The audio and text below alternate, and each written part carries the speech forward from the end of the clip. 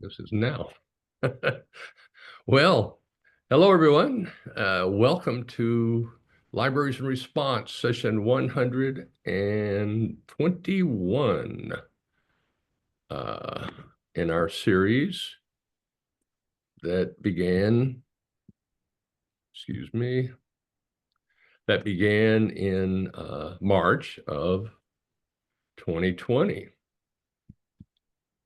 in response to the pandemic. Everybody remembers the pandemic?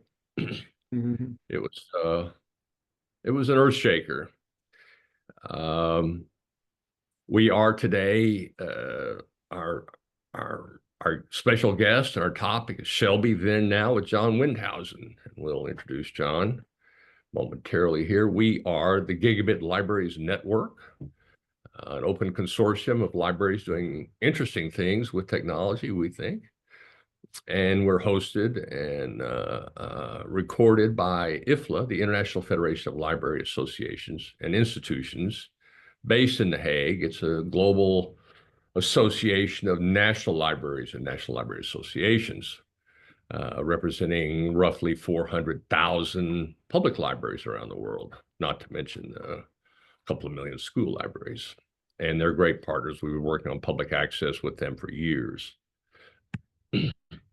As I mentioned, John Windhausen, the founder, executive director of SHLB, is our guest, and we'll get to him shortly. This is also a bit of a celebration for us. We began in March of 2020, as I just mentioned. And so we are starting our 6th year in operation. It's just stunning that the time has gone like that. We are seeking new sponsors and supporters. Absolutely. Our series sponsor last year was IMLS, and they seem to be a little distracted this year for good reason. But we also have new sponsors we want to thank. The state libraries of New Jersey, Texas, and Washington, longtime associates and supporters. And we have a new sponsor, Mission Telecom. And we're so happy to have them all. This is kind of what we've done, just a little bit. This 120, hour-long sessions we've done since March. About 250 just really outstanding people have come on to share insights and experiences and different perspectives with us. And we've had some 10,000 registrations over that time for the series, and we have over 17,000 recording views. The recordings are all on our YouTube channel, and that number is growing much faster than registrations, which is happy development, but surprising to me because I tend not to do that myself. But I really appreciate that people think it's a good thing to do. They either miss the session or they want to do it again, because a lot of these presentations get pretty dense and it's tough to just take it all in. We've also started a series of workshops. This will be our 3rd. This is a repeat of Diane's AI Kitchen, working using AI for grant writing. Next week, I'll post that registration link in the chat later. The idea of this, which I think is important, is that we want to determine whether or not small libraries can supplement their typical shortage of time and technical skills with AI. Kind of level the playing field a little bit with these larger systems to have many more resources in both those areas of time and technical skills. This is and not just technical skills, but art. Which is this illustration, which is very cute. This is our emblem, I guess I could say, for what we're about. We were given permission to use this illustration by the great economist, political cartoonist Cal, and it just symbolizes the challenges that we all face. These are all, of course, global crises, but people come to the library with crises at every scale, as Deb Fallows said a number of years ago, from the regional to the personal. People come in, just think of all the information needs that people have suddenly. You've got a diagnosis of some disease. A friend is, something. You need to find out what's going on, and the library is a place to do it for anything. They're just amazing. This is, of course, the sort of the looming crisis over the rest of these, which make them kind of comparatively small potatoes. This is the accumulation of carbon and the changing climate that is ensuing, and that we're in for it. So we have to. So in relation to SHLB and our path to intersect with John and the organization, we initiated the Fiber to the Library campaign in 2007. We've been working with community networks and various degrees and stages since the mid-90s and even before that. And it hit us that the library is the hub of the community in terms of more issues vector through the library than any other institution by a lot. And they serve more people, more different people than any other public institution. We call them the Swiss Army knife of the community, and for good reason. So after that 2008 election, SHLB formed. John will be able to correct me if I've got any of this wrong, but as an ad hoc consortium of interest around broadband, which was, of course, a big deal for the new administration at the time. And it just was ad hoc. We just convened a group of people. Charles Benton invited us to participate, and it was there with ALA and COSN and a number of other national groups to talk about the broadband prospects that were being proposed by the new administration. And John, of course, was the organizer of the discussion with support from the Gates Foundation, and that's the way it ran. And this is the fascinating thing about this, is that John was able to have these meetings, convene topics, difficult, complicated topics among these different groups that had their different priorities, facilitate a discussion that generated a consensus, and then distill that into notes while he was facilitating the discussion, writing up the notes, sending them back out an email to the group and said, how does this sound from what we discussed? And then people would, respond in email. John would edit that, and then it would be a position, a unified position. And John pasted it on some kind of a letterhead and sent it in to the FCC or, congressional members or the administration, whomever. And it worked. It didn't matter that it didn't exist. Actually, it was that the participants were, listed on there, and that's what mattered. And the power of this was that it saved so much time for these staffers on the Hill and FCC who had to have all these sequential meetings with ALA and the school technology people and the health people, and take notes with each one of them and try to put that together into some kind of unifying position.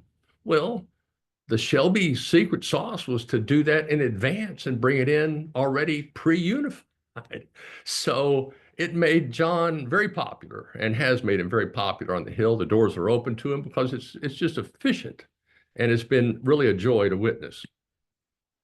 3 years later, due to Gates's termination of the Global Libraries program, which I think was our support mechanism, we had to, find another source of funding, and so we incorporated, and that was, I don't know how I ended up there as the corporate chairman. I had done a couple of nonprofits before that, but it still kind of mystifies me. But nevertheless, it got us going, and then a year later, we being GLN, initiated wireless through the library, that tens of millions of people rely on the library Wi-Fi for access to the internet. but they have to go to one of the 17,000 facilities to do that.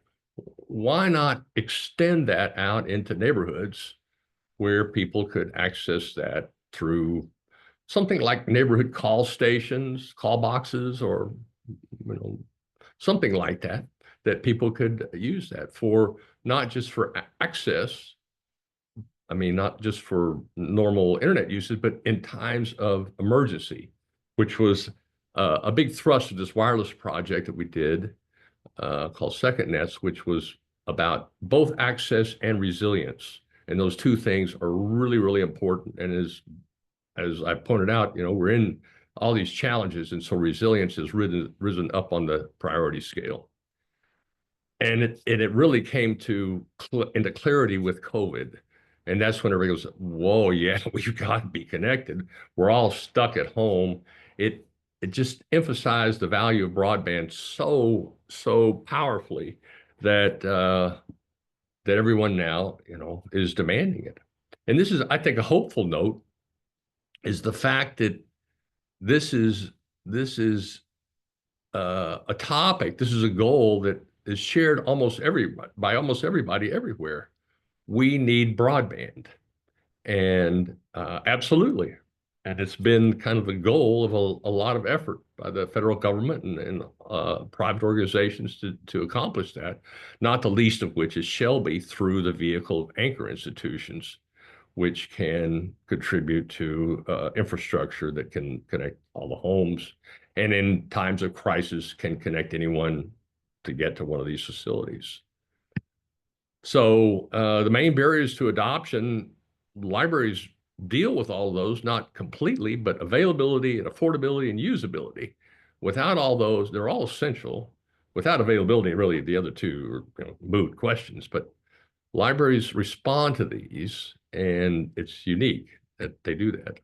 So here we are to our special guest, John Windhausen, a longtime colleague and friend, and a leader of this extraordinary association of interests. And we've asked Mark Caldwell of Mission Telecom, our newest sponsor, and also a longtime SHLB colleague, to introduce John to us. So welcome, Mark, please. Well, thanks so much, Don, for the opportunity to give an intro to who I consider an amazing friend and really a human dynamo in the public interest space. First, I want to say Mission Telecom is really proud to be a sponsor of the series for this year. We find that the content is really rich. There's a lot of thought leadership on these calls. So I want to congratulate Don on starting his 6th year. It's really amazing. I remember being on many of these calls in 2020 as we were all trying to figure out exactly what was happening. And then just a quick plug is Mission Telecom. You can find us on the internet, but we're a nonprofit wireless broadband provider. We serve schools, libraries, and nonprofits. So if you want to look us up, missiontelecom.org is our domain. Without further ado, I want to introduce our speaker, John. A few quick highlights on his background. John started his career as a staff attorney at the FCC. He later helped author parts of the Telecommunications Act of 1996 on Capitol Hill. He worked for both Senators Fritz Hollings and Daniel Inouye. And in 2009, he started the SHLB Coalition. And he's going to tell us all about that, so I won't belabor that point.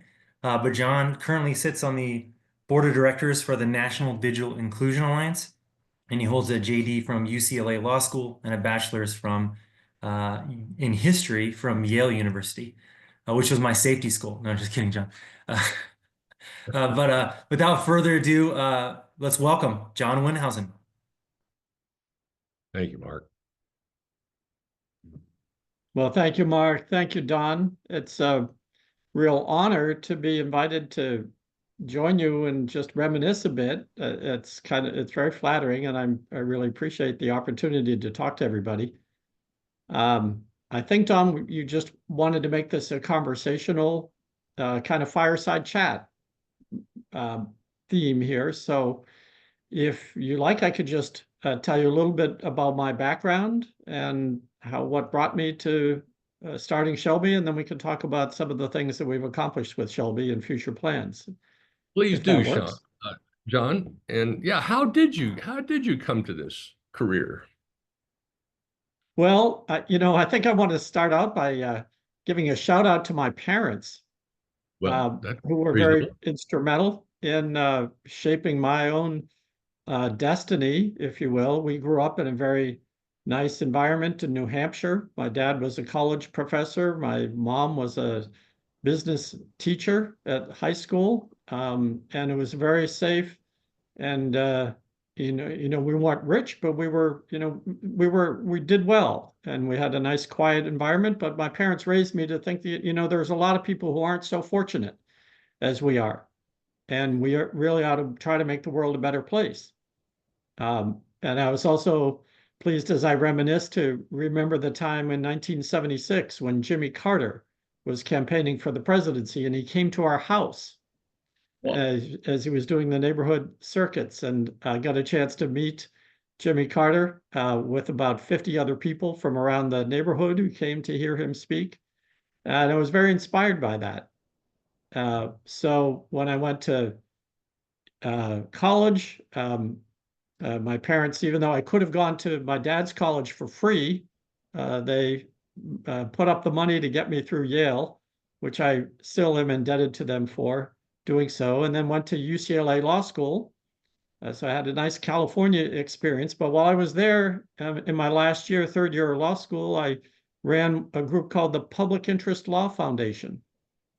And I think from that start, I always took the public interest seriously as a phrase. And I know it's in the Communications Act, but it needed to be stronger. And I've always, throughout my career, felt that there was meaning to that public interest standard. And so when I went to Capitol Hill, you're right, I went to the FCC first. And actually, I got the job at the FCC because the FCC was looking for new attorneys at that time. And I thought, oh, well, First Amendment law is really interesting, and broadcasting is so interesting to me. So I did a practice interview with the FCC, not knowing anything about it, but I was relaxed and comfortable and just talked about some of the research I'd been doing and got a job offer. So I was pleased to come to Washington, D.C., and then I figured I'd figure out what to do with myself.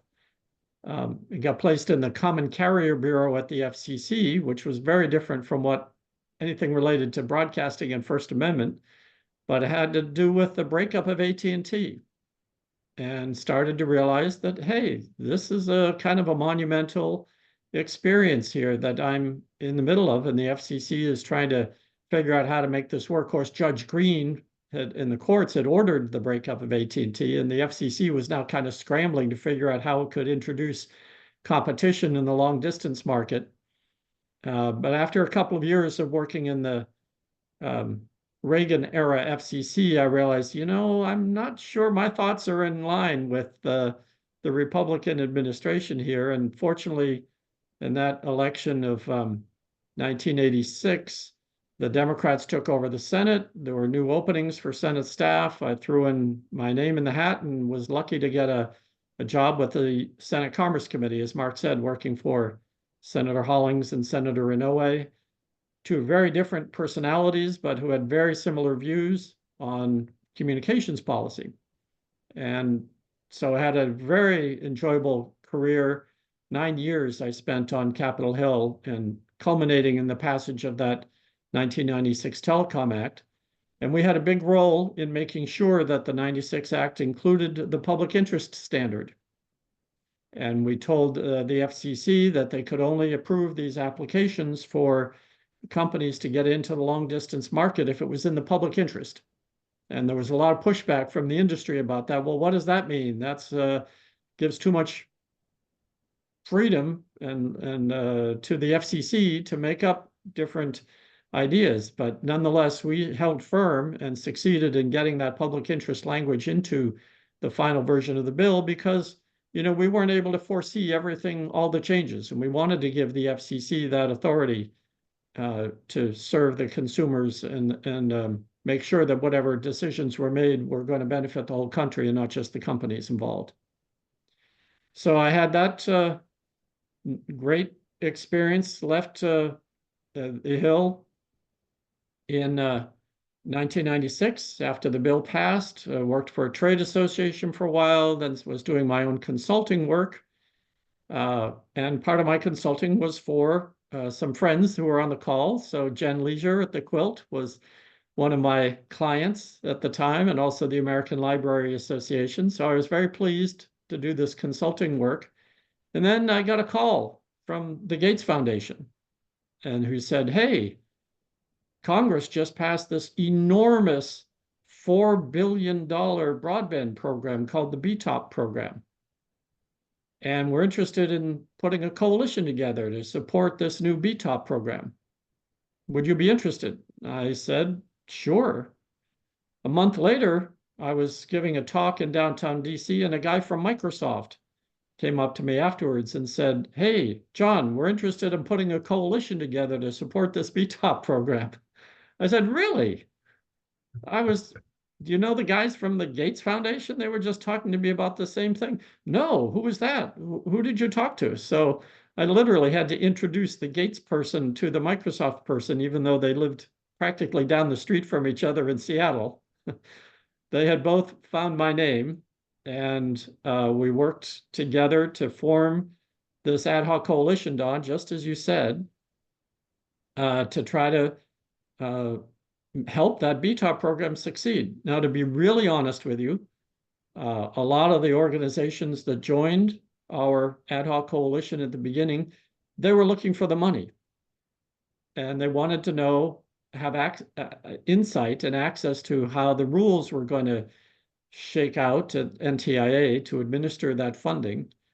But nonetheless, we had the American Library Association and the Quilt and Research and Education Networks and Internet 2 behind us. And so yeah, you were right. Sometimes I think my success in my career at SHLB was the fact that I could lead a call and take notes on that call at the very same time. And I remember Charles Benton, you mentioned what a wonder he was. And he would praise me for saying, we don't just talk about these issues, we actually do something with them. And I would, just as you said, Don, take these notes and put them into a letter and file it with the FCC. And then I'd go meet with the FCC, or go meet with Congress, go meet with NTIA, and we're actually putting our ideas into action. But we had this huge disagreement with our friend Charles Benton over the name of our organization, because he wanted us to be the Education Coalition. And our dear friends at the library said, no, that's not going to be good enough for us, because if you just name it education, people are going to think of schools, and they're not going to think of libraries. And then there's the health component as well. So we sort of cobbled together schools, health, and libraries, broadband coalition, to make sure that the three different main sectors were all given equal play in our name and our priorities. And then Larry Strickling, who was head of NTIA, poked fun at us and said, so what are you guys, the SHLB Coalition? So we realized pretty quickly we had to come up with a better pronunciation than that. So that's how SHLB was born, the lingo. And it was a great pleasure to get that together in 2009, as you said. I'll amend your timeline just slightly, because we did incorporate in 2012. And that was a bit of a surprise to the Gates Foundation, because, to be honest, they had thought of us as a short-term project just to support BTOP. But we were involved in universal service reform and the FCC's National Broadband Plan, and we were talking about issues that went much beyond BTOP, and there was a need for us. There was a craving for the input of the anchor institutions into broadband policies. So we decided, let's make a shot at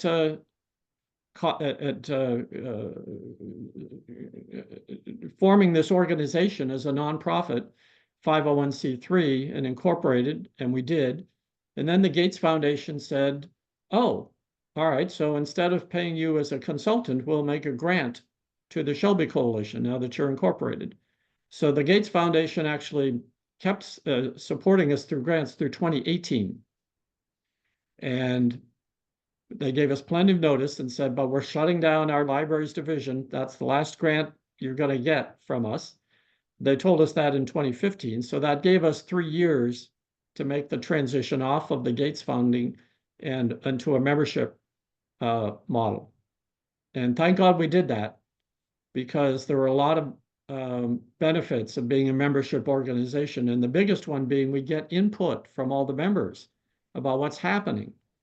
And I think one of the other keys to our success is that we're a real world organization. We're not just a pie in the sky, theoretical, let's shoot for the moon organization. Our whole approach has been, let's hear from people about what works and what's happening in the marketplace. Let's look out for the interests of the schools, the healthcare providers, and the libraries. That's our starting point, but that's not the end point.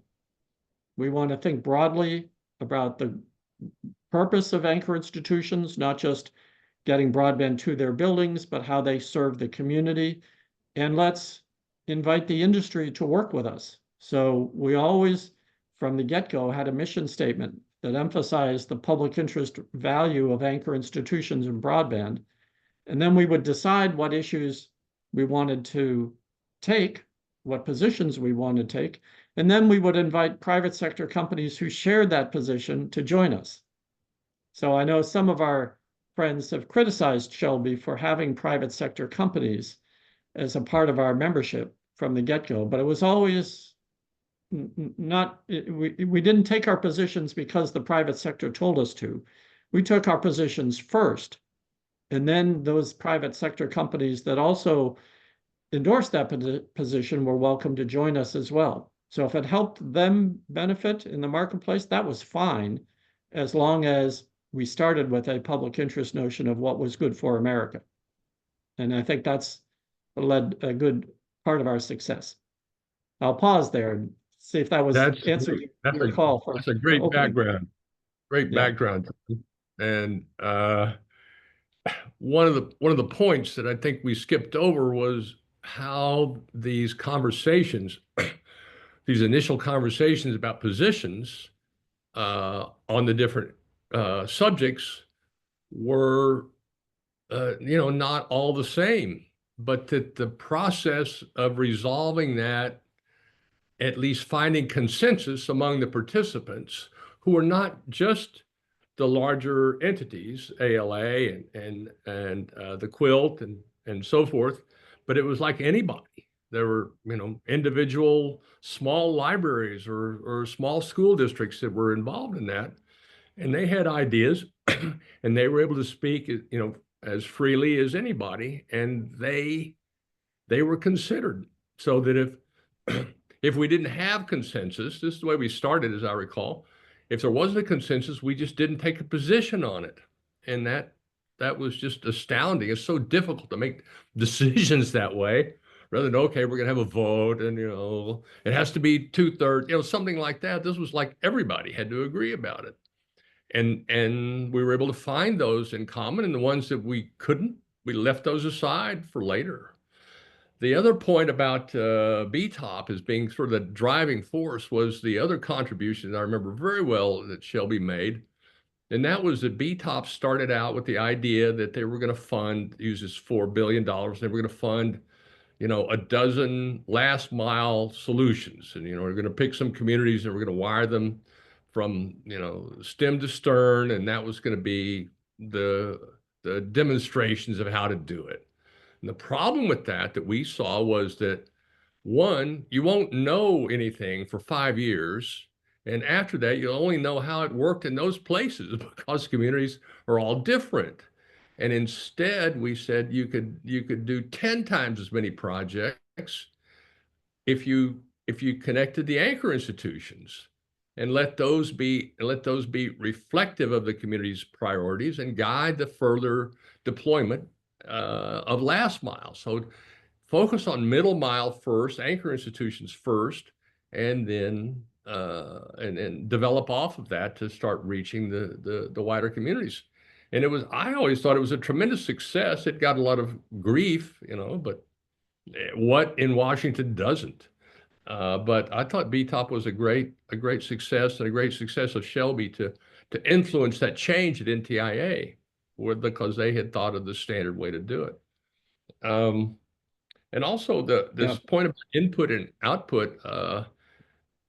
Yes, people were able to, may have their voices heard, and through Shelby's vehicle, those voices made it into the ears of people, policymakers in Washington. But it worked the other way as well, and that's the information from policymakers in DC's made it out into the field through the vehicle of Shelby Conversations.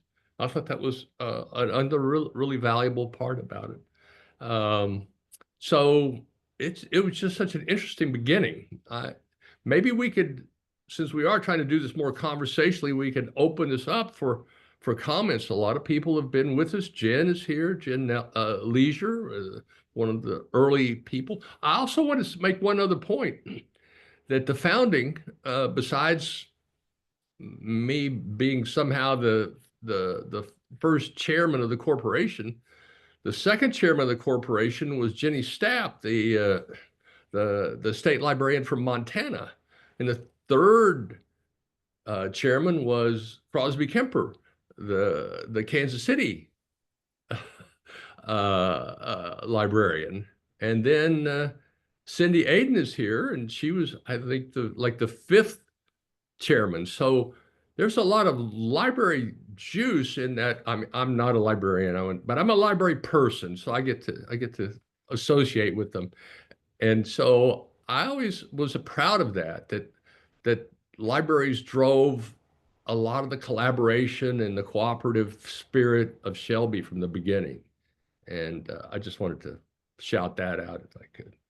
So anybody have anything they'd like to add right now to John's background, and want to challenge any of that? Elwood is on with us, Elwood Downing. John Horrigan is here. Michael Flood, Jennifer Oxford. A lot of early Shelby folks are here. Cindy Aiden, you must have something to say. It's so interesting to think that I was the fifth, because when I came on, I was state librarian. I was named Washington State Librarian in 2016. Immediately got involved in Shelby because Jenny Staff was leading the effort and talking to us at our annual meetings all about broadband. And there were some real movers and shakers in Washington State that showed up at my office in my first month, like Monica Babine, for example, and said, you've really got to understand how important broadband is to libraries.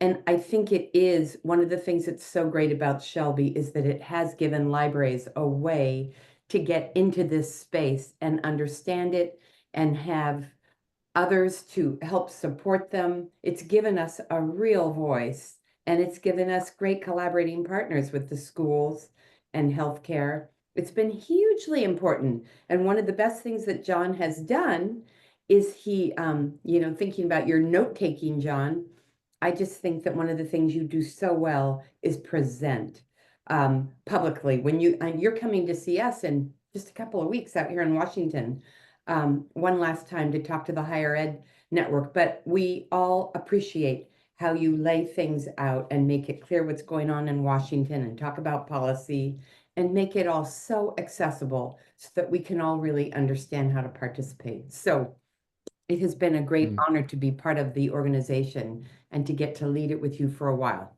Thank you. Thank you, Cindy, and thank you for your service and your energy and ideas and helping Shelby move forward. Jen Leisure, you've been there since, I don't know, day two, I don't know, early on. And it's been interesting to have these institutions, these end users, I guess you would say, of the REN population involved with the providers themselves. It was a great perspective on infrastructure and services. Yeah, thanks, Don. And I really appreciate you putting this together and having a chance to, walk down memory lane a bit. It just doesn't seem that long ago, but it has been that long since SHLB began. And like you said, the Quilt and Arnie networks have been there since the beginning. I had the pleasure of serving on the initial board with you, Don, way back when we started, and working with John Windhausen pre-Shelby. And getting to know his talents and piling on to those immense talents that have already been mentioned. John, just your ability to bring together a coalition of varied interests across the broadband landscape across the U.S. And make the conversations accessible is a huge testament to your ability to navigate and distill down the issues in a way for all of us from our corners to understand. From the Research and Education Network perspective, schools, health, libraries is right with what we do, starting with universities, with roots in serving the universities, and then expanding to serving K through 12 schools, libraries, healthcare, other state and local government. The work that was happening here in Shelby and the discussions happening here in Shelby with policy were so instrumental and helpful to our community early on in the BTOP days and then continuing on through today. So we're just grateful to be part of this strong coalition that you have led and created. Thanks so much for everything that you've done. Thank you, Jen. I see Elwood Downing here. Elwood, talk to us. Yes. Well, first of all, I want to start with thanking you, Don, for pulling this together. John's a wonderful man, and he has done such a great job for the community. And I won't repeat a lot of the things that Jen said in the research and education space. I spent a little over 23 years at Merit Network in Michigan. And I do have to say that the first time I met John, he kind of sneakily came to Michigan with the American Library Association to meet with the state librarian. And because of the community we have there, some folks reached out to us at the time. Don Welch was our president and CEO, and said, "Hey, do you know that two guys are coming to," there was actually three, because I believe the gentleman from Wisconsin was there, and Bob Broker was with them as well. But anyways, and then the other gentleman that was with him, unfortunately, eventually, his name was Mark, I believe. John, you can correct me. But said that, if they're coming here to talk about libraries and broadband, Merit needs to be at the table. So we ended up finally being invited. And that's when I met John. And during some of our comments, I remember commenting a little bit about the telcos and things of this nature. And then subsequently, I learned a little bit more about John's background. And then BTOP came along, and when Shelby was formed at that particular point, it was needed. And Don, I believe you're the one that kind of helped educate me a little bit about you folks having those meetings prior to Shelby being built at that time. And then I served 6 years on the board, 5 of those as treasurer. And John, your leadership and ability to bring folks together, and especially the board, we had at that point transitioning to be self-sustaining. And at that time, John was an employee of Shelby. He was still a contractor. We hadn't hired him as the executive director, and so forth. So going through those exercises to become self-sustaining and having Kemper as our board chair at the time, and the board that came together to continue to move Shelby forward. And a lot of the policies and things that have been accomplished at the federal level, I sincerely believe would have never, ever been accomplished if it wasn't for Shelby and John's role on the Hill. I really do believe that. I am grateful to the community. As you folks know, I'm semi-retired now, but the opportunity to have worked and known John, and I hope, John, that our paths cross again in the future, but I do wish you well, and I'm always available if you ever need me, and I hope that I can reach out to you as well. But thank you again for everything you've done. We would have never have accomplished what we've accomplished through BTOP without your leadership and those annual conferences and the work that you did pulling together E-rate and all that other. I mean, I could go on, but I don't want to give others to talk because I'm so passionate about Shelby, and I'm glad that I was able to serve on the board for 6 years and help the organization. So thank you, John. Great, Elwood. Thank you for that. And Jen Leisure reminds us, this board retreat that Jenny Stapp, the Montana State Librarian, put together for the board to visit her in Montana. We had a board retreat in Montana, and she took us to Yellowstone. It was phenomenal. I couldn't recommend anything more than to be involved with Jenny Stapp anywhere. She was just an amazing person and a real glue to any kind of gathering. Another group that was there from the early days was COSLA, the State Librarians Association. I see Jen Nelson is on with us. Jen, how would you describe COSLA's interaction participation with Shelby, if you can, if you would? Sure. Thanks, Don. Okay, Don's and John's all confused in my head here, so apologies. The State Librarian Group, COSLA, has always been had faith and belief in Shelby to help us do the right thing and know what direction to turn and what policies really needed to happen. So it's been a pleasure being associated with Shelby. I know my state library is a member, and I just texted Jenny Stapp to let her know that some nice words were being said about her here on this call.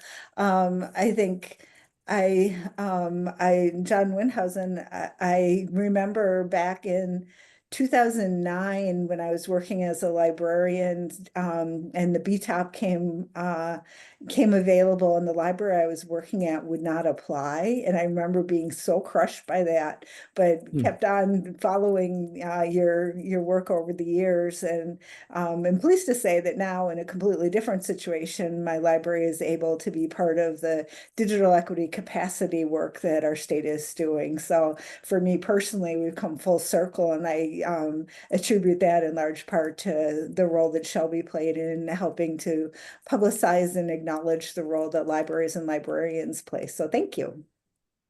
Wow, that's great. Of course, the state librarians are some of our favorite people because they sit at the hub of so many relationships and are basically one click away from every library. So that's a really interesting proposition. Even they're all very different organizations. As the saying goes, if you know one state library, you know one state library. The organization has also drawn a lot of insights from people like John Horrigan that have written up a number of papers for us. John, you want to have anything to say here? We're going back in time, and so a lot of this has been about then. We want to get to now, so I'm going to ask you to bring us forward a little bit, and then we're going to turn it back over to John to tell us what's next. Sure. Thank you, Don. And I'm going to go back a little bit before I get to the present. Yes. In part because of when I first got to know John was when I worked at the National Broadband Plan years ago now. And one thing just to bring out today is how John's personal credibility lent so much to what SHLB subsequently did. Working on the National Broadband Plan at the time, a lot of traffic in and out of those offices at the Federal Communication Commission during that time, during that planning process. And, John's voice, demeanor, thoughtfulness, all those things, that level of just personal integrity and credibility really carried a lot of weight. And I want to acknowledge that. And also acknowledge it started a professional friendship with John, with a number of years of us swapping recommendations about TV shows we were watching, always to very good effect.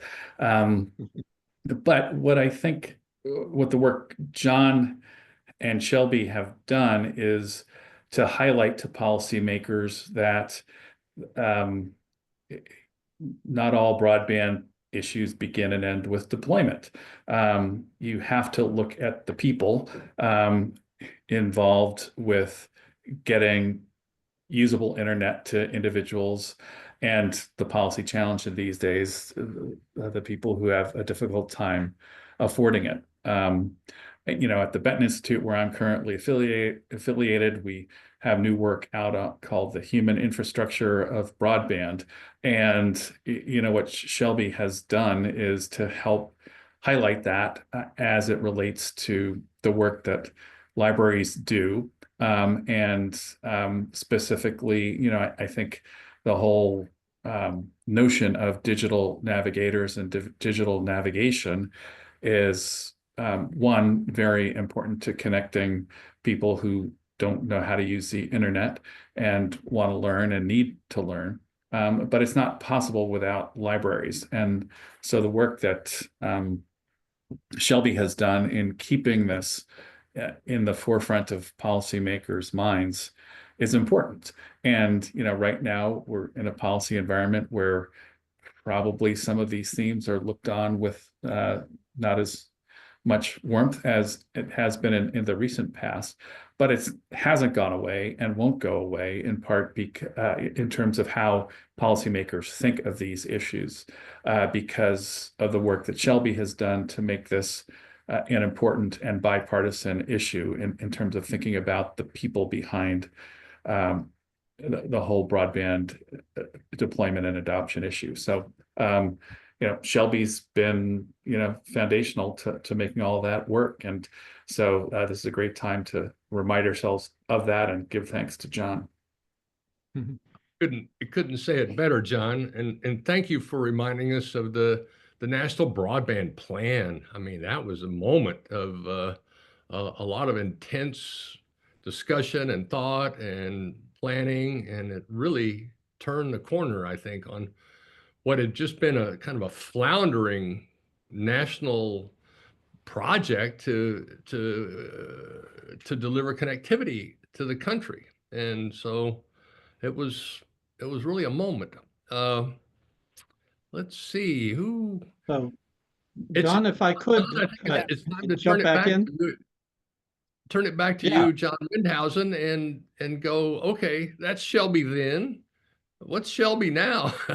We know you're stepping away after 16 years. That's just astounding. And that we have a new designee to try to take over for you, Joey Winder, formerly head of broadband policy for Senator Markey and a number of other jobs he's had around town. He's going to take over. We invited him. He's on vacation or something here, but we'll look forward to having him. But so you two have been having discussions about where SHLB's going. Can you share any of that with us, or anything else about what you see happening now? Well, if I could, Don, I'll get to the happening now in just a second, but some of the things that people commented on in the past, I just want to offer a few comments and reminiscing just a little bit more.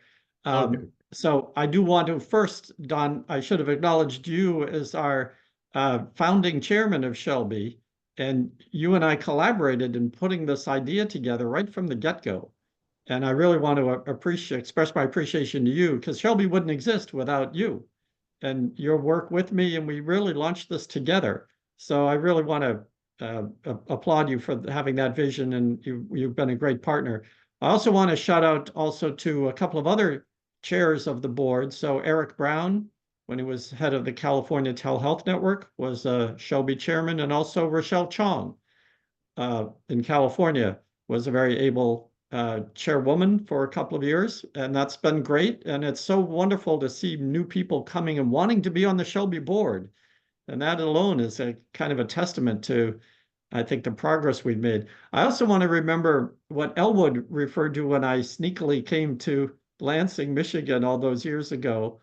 And I remember meeting Elwood then, but I also remember part of that, we had a meeting with the Michigan Telecom Association. And before going to that meeting, I'd met with Nancy Robertson, the state librarian of Michigan. And she said, "Oh, hey, you're going to the telcos. Can I come with you on that meeting?" And so we said, "Sure." And when we talked to the telco representative, he said, "You know, John, I was a little afraid of having this meeting. I thought you were going to come in and start telling us all the bad things we were doing. But I'm so glad that you've had this communication, because I really enjoy getting to know Nancy Robertson, the state librarian." They had never met before, even though they literally worked on the same street in the same city. And I thought, this is exactly what SHLB can do, to bring these parties together that may not talk to each other. So, you know, I've said this before, but libraries tend to go to library conferences, schools go to school conferences, industry goes to industry conferences, but nobody brings them all together like SHLB does. And I think that's one of the reasons for our success.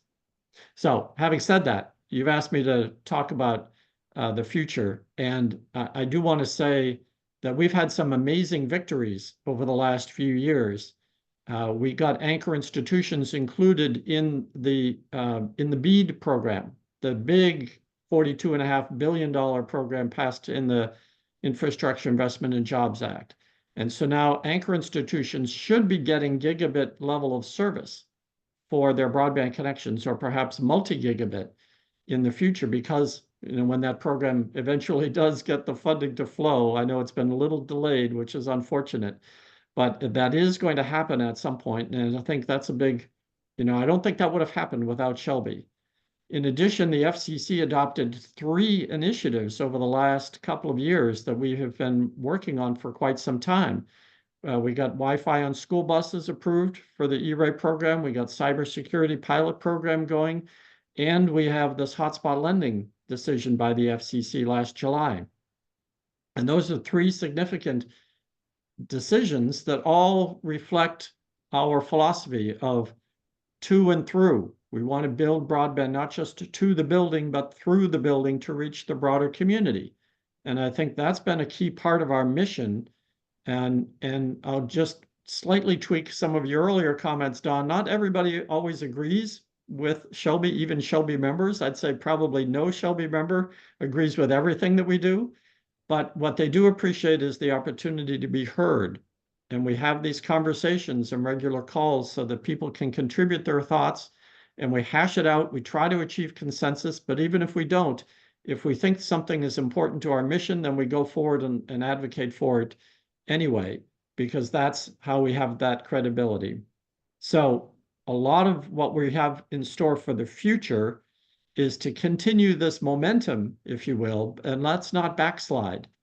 Unfortunately, we've got some legislation brewing on Capitol Hill that would take us back in the wrong direction. There's an effort to try to overturn the FCC's hotspot lending decision, which we are working against. There's an effort, a big crisis we have with the Universal Service Fund and this Fifth Circuit decision that found it unconstitutional. Well, now SHLB has taken that to the Supreme Court. We're going to have an oral argument at the Supreme Court on March 26th and a decision in the May-June timeframe, which could be a key moment in preserving E-rate funding and rural healthcare funding. There's also legislation called the Eyes on the Board Act, which is trying to require schools to adopt social media blocking policies as a condition of getting E-rate. So you see things are going not ideally in this new administration. But that's why I think it's so great that Joey Wender has agreed to serve as the next executive director. He's going to bring a lot of experience to the table. He's got contacts on Capitol Hill and throughout Washington, D.C., on both sides of the aisle. He's younger. He's going to bring a lot of new energy and enthusiasm.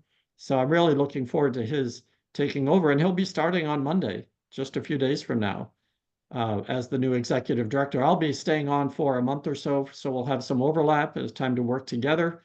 But then I'm not retiring. I am planning to do some things that will be interesting, I think, to everybody on this list down the road. So I'll look forward to staying in touch with all of my friends on this call and elsewhere in the broadband ecosystem, because I think there's a lot more work that we need to do. A lot of issues, spectrum policies are coming up as well. And I know a lot of libraries and schools are deploying their own wireless networks, which is just fascinating. And I'd like to try to encourage that work as well. So anyway, Don, thanks for letting me go on again, but I thought it was important to get those things out on the table. No, those are all great points to make, and the it's an endless process. This is public policy. The technology is changing all the time. How can the policy be static and be appropriate if the technology is making so many changes in our environment and so critical to how we operate as a society? If there's one thing I think that we can agree on politically, it's the universal benefit of broadband. If we're looking for just things we can agree on, of which there seem to be diminishingly few, that seems to be one. And I'm kind of hopeful about that it may give us some kind of platform to have some discussion about. I see Denise Shorey has joined here. I missed you. Maybe you were been here all along, Denise, but Denise also goes way back. Denise, you want to say hello? I think that I was at the first meeting that was sort of pre-SHLB when Keith Kruger from COSIN called and asked if I could attend, since I understood some broadband and represent schools, and neither of us had a real clear idea of what was going on yet till we went to the meeting. So and I think I attended a lot of meetings for the next like 8 or 10 years. First as we just sort of met for a while, and then we became an organization. So it's been a great organization, and one I'm really proud of. Yes, you were also a board member, Denise. We shared a lot of good times together. And you also remind me that John made the point that there wasn't always agreement, and so I think we had an early member who dropped out that thought that there was a position they just couldn't take, but SHLB just continued on with the core belief of universality and pressed the issues high and low, and it's just gotten wider now. And John's just laid out the current challenges. It seems really strange that some people think that E-rate is a waste of money, but some people think almost anything is a waste of money, does not theirs. So we'll just see where it all goes. We want to welcome Joey when we get a chance. Don, Sorry. You're correct about finding consensus, because there were times when we'd talk about an idea and I would take it back to the school contingent who would go, whoa, and we'd have to talk through it and figure out, oh, that might actually work better for us than what we're doing. And so there was a lot of conversation that would sort of ripple through organizations and make us think about things differently. Yes. Great point. I think that just the possibility there was the prospect that there was a possibility to change your own position or change other people's position with goodwill. I think that was the running thread that allowed everything to flow so well as it did. Anyone else want to chime in here? We're kind of coming up on our hour, and we want to respect John, I everybody's. would love to say a thank you to John. This is Marla from the Arizona State Library. I've been a SHLB member, I think, from almost the very beginning when we started. But I like the fact that we could bring our challenges to SHLB from a tiny little state like ours to be pleasantly surprised that others had similar challenges. And SHLB did not think that any of this was too trivial to take up. In fact, many of those suggestions were taken up for the NPRMs that FCC put out. John gave us a voice. I think that is what I liked best. And like Jen Nelson said, it gave us the courage to apply and successfully apply for 2 BTOP grants, not just one. And the job help hubs that we set up with one of those BTOP grants is still running in many of our libraries.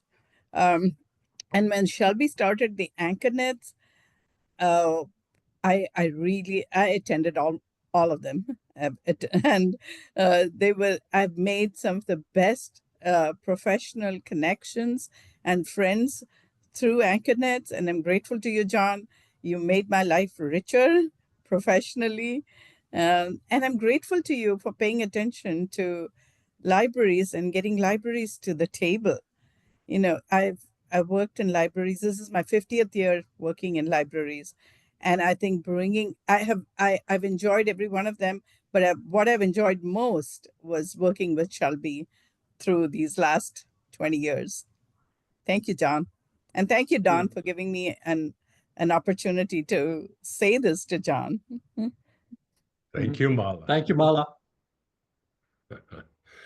Yeah, I mean that her point about smaller voices being heard is right on. I tried to make that earlier, that anyone could weigh in, and things were moved along just on the force of ideas and attraction of those ideas, not who it was. We deferred to Gates a lot of times, but not so much on policy. Anchors was not a term, John, that existed at the founding of SHLB. Am I right? Yeah, you're right about that. And I remember a few people saying, oh, you got to come up with a different term. Nobody knows what anchor institutions are. What does that mean? And I think we've turned that around. So now that is a term of art that's regularly recognized in congressional speeches and testimony, and FCC commissioners are using the term anchor institutions. So I think that is also another, sign of our effectiveness. Indeed. And it's a great concept. I don't know. I would come up with something better than that for what these institutions represent and anchoring their communities. What can you give us the rundown on the progression of the membership? I mean, we turned to that. We weren't active in recruiting people. We were just trying to do the business of dealing with the challenges at the time, but then we realized we needed to use a membership model. We had a couple of strategic plan processes. We thought we could raise money from foundations. We raised all this money from the Gates Foundation. Well, it turned out that there just aren't foundations that want to give money for infrastructure. Sorry. They want it for diseases or things like that, but not infrastructure. And that's where we decided we had to come up with a membership funding model, and that has grown. Can you track that for us, John? Well, sure. And you're right. Just to add to that, the foundations are reluctant to fund advocacy as Hmm. well. And that's been part of the challenge. And you're right. We had that good experience, not just with Gates, but also the Knight Foundation. And George Martinez and the Knight Foundation gave us some funding in the earlier days. So that's what led us to believe that other foundations might be willing to support us. But that hasn't panned out for us. So the membership model and our conference are our two biggest ways of financial resources. And, we got a surge of members during COVID. And so many, when schools were closed down and students didn't have access to the internet, a lot of school organizations and libraries were saying, well, who's working on this? How can we fix this? So they joined SHLB in droves in 2020, 2021. And now that membership growth has stalled. We're stable at around 320 members, but there's a lot more work to be done that we could do if our membership could increase. So that's one of the things I think Joey Wender will be good at, coming up with some new membership recruitment ideas once he gets on board here fully, to try to expand our reach. And we need to do some creative thinking about our membership in order to because we've got a good track record. You mentioned our strategic plans, and our strategic plans have generally come back and said, we love what SHLB is doing. We just want you to do more of it. So we're on the right track. We've got a good message. We've had a history of success, but there's so much more to be done. Well, applause for you, John, for leading this adventure in policymaking and consensus for all of us. It's been a joy to work with you and to see you develop yourself and the organization. So we'll look forward to hearing what's next for you, and hope you'll come back and tell us what's new, and we'll continue to track SHLB as always. I'll be happy to come back, Don, anytime. Right. Well, we're going to close it with that. We've run over a little bit, but thanks everyone for your attention and your support, and we'll see you next time. Thank you all.